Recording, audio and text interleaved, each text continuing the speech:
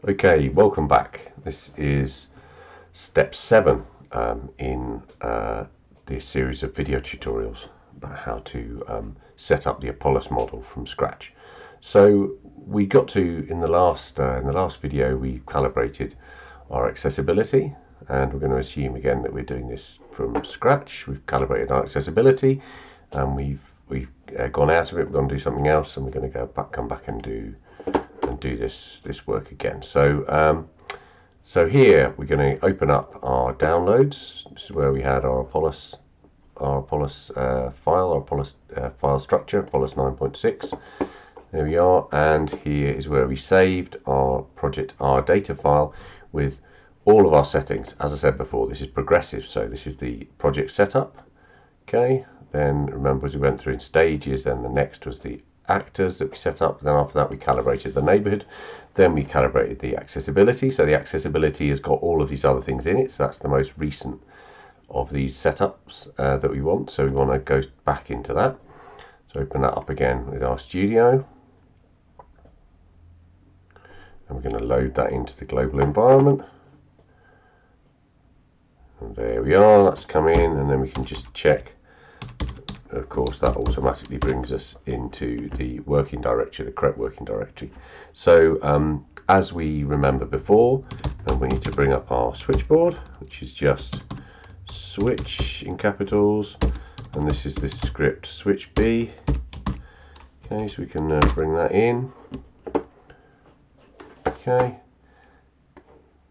Notice here I've also loaded in the switch B into the code into the window, so we can do this other thing that we need, very important. Actually, I'll just show you what happens if we don't do that. So then we're going to, remember, we've loaded everything up back to where we were before. As far as step 5, we calibrate accessibility, we're going to calibrate suitability. Okay, and it goes, null value. And we're like, oh no, there's a problem with the code. There isn't a problem with the code. What happens here is it can't find any of the maps, so we haven't got the maps loaded back in. Because as I said before, unlike in the raster package where you can load the individual raster maps into memory and store them in the R data file, you can't do this in Terra, which has got many advantages. So we just bring them back in again. All right, so let's just bring those back in with that command, which is stored in the switchb.r folder. Obviously you can uncomment that and it'll bring them in automatically. You might want to do that later on.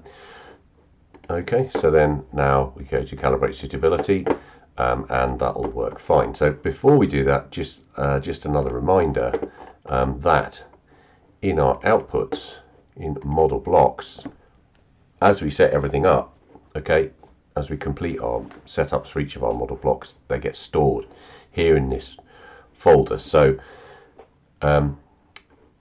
any of these, so accessibility, for example, and suitability, you can, if you like, just do these. You can prepare these maps in a GIS and just dump them in this file and then import them. If you don't actually need to go through this process in the APoLUS model to set up the suitability and accessibility blocks. There are some advantages. Obviously, it will make sure, if you do it through the dialog, it will make sure that everything has got the right resolution. You won't have problems of mismatching resolutions, mismatching extents, but as long as you're aware of that the model, you've got to have exactly the same extents and resolutions, you can easily do that in a different application. And the reason I say that is that suitability is probably where you're most likely to do that, because a suitability map, so if you're familiar with multi-criteria evaluation, so you might want to have a weighted sum or weighted average or something, a non-linear weighting to the different maps in your suitability setup, and it might be easy for you to do that inside a GIS or separately in our, because what suitability gives you is quite straightforward, just linear assignment. So you basically just reclassify your maps that are relevant to suitability. So they could be your slope map or your soil map, or in this case we're working with renewable energy, solar insolation or wind potential maps, and you just basically assign them a suitability value from most to least suitable, and then this just joins them together, just sums them up and takes the minimum value there. So the minimum value, of course, is taken because it doesn't make any sense if one of your suitability maps says this area is unsuitable. Having it really suitable in the other maps doesn't solve that fundamental problem of unsuitability. So, you know, to give an example, so you know, it's not, even if it's a very sunny area and you happen by some amazing coincidence to be close to the electricity grid and all those kind of things, if you're on a rocky mountain top, it's still not going to be suitable for solar panel installations, for example.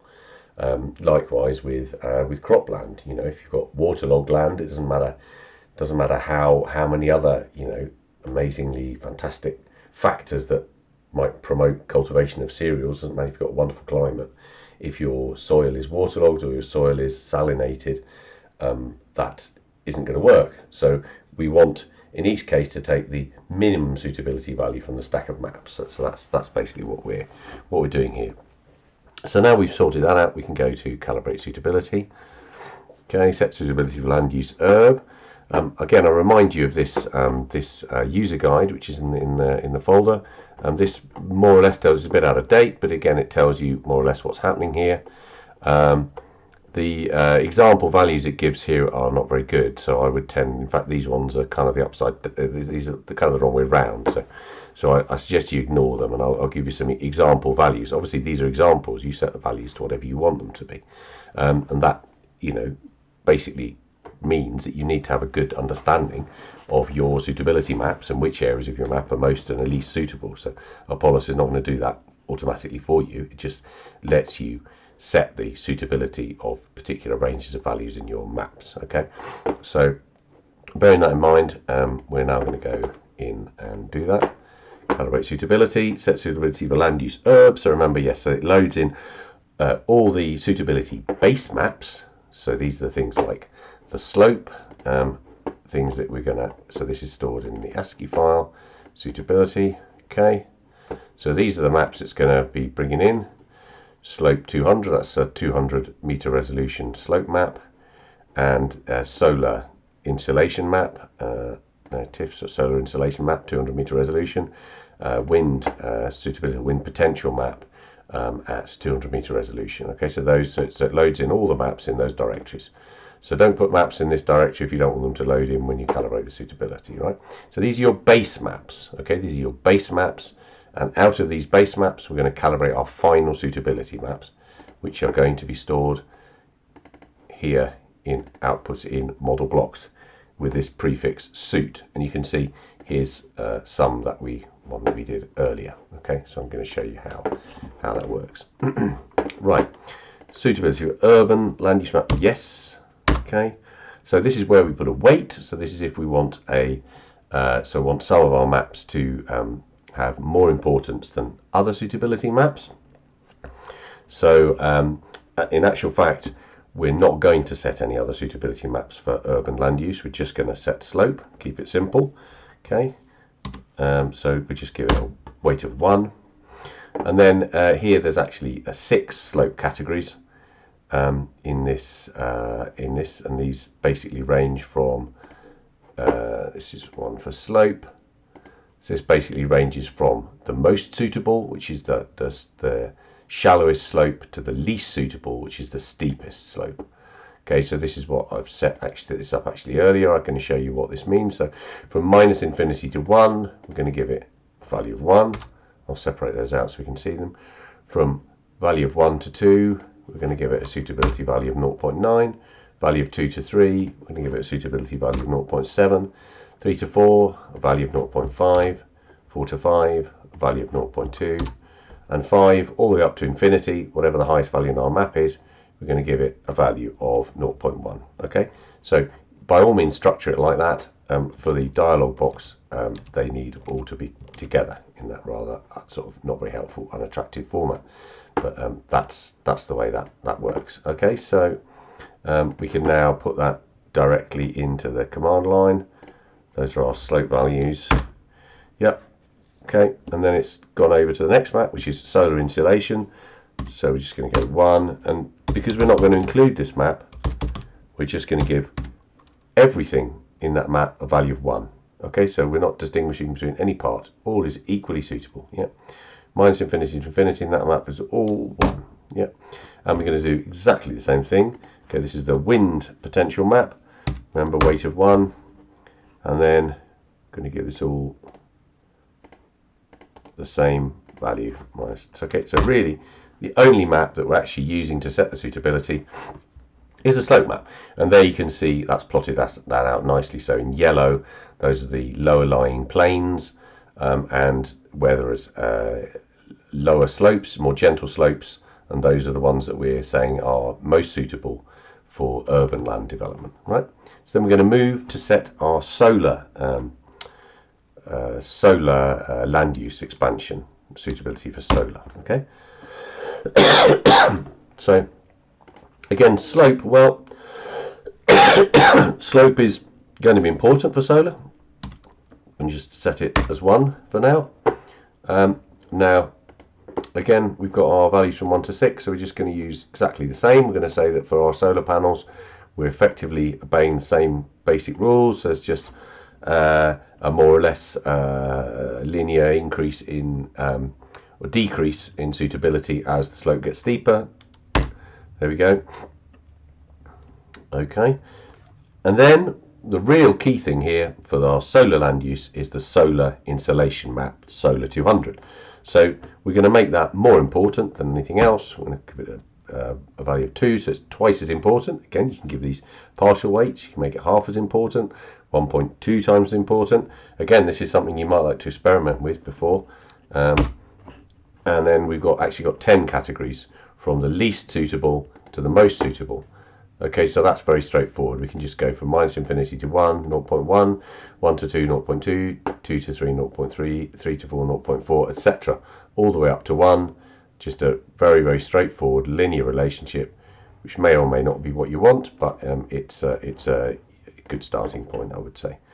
Okay, so that's our suitability map for solar, insolation.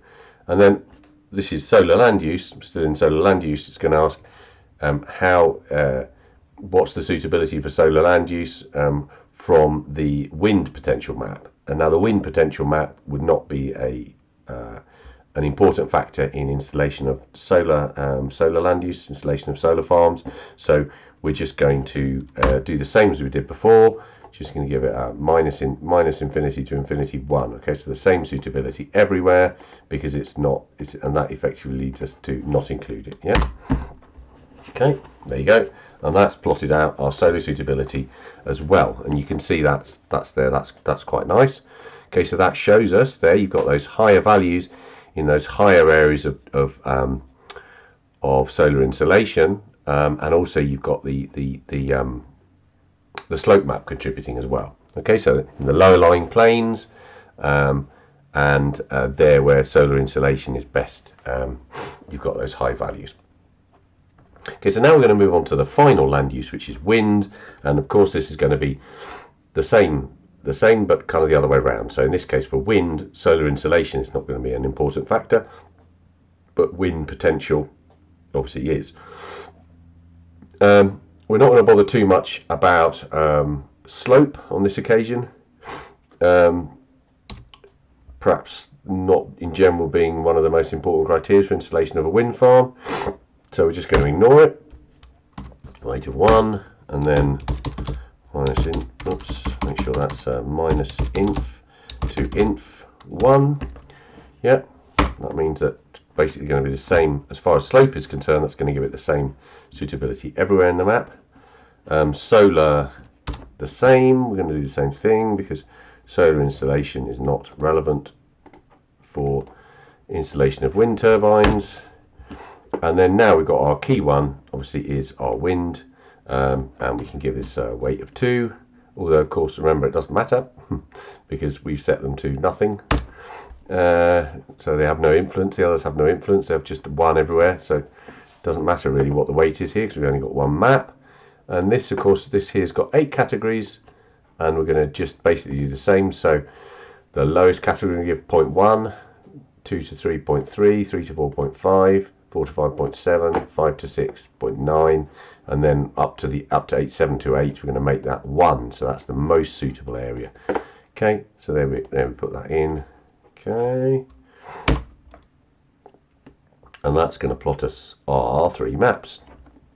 Suitability computation completed, and we can see there that those areas where we had high slopes, the mountain areas of Navarre, are also very suitable for wind. That's where you have high wind capacity, but also there's some low-lying areas as well that are potentially suitable. Okay, so there we go. So that's all. So that's how you set up suitability. So what we want to just check is if we have saved our suitability settings. No, we haven't. So I recommend that you do this. You have save image, and let's just follow the same structure. So project underscores. Let's call this project underscore suit.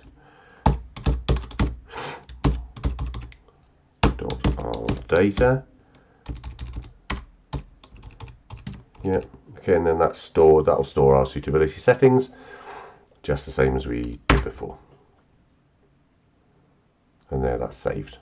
Okay, so that's the end of that video, and we'll deal with the last one with zoning settings in the next video.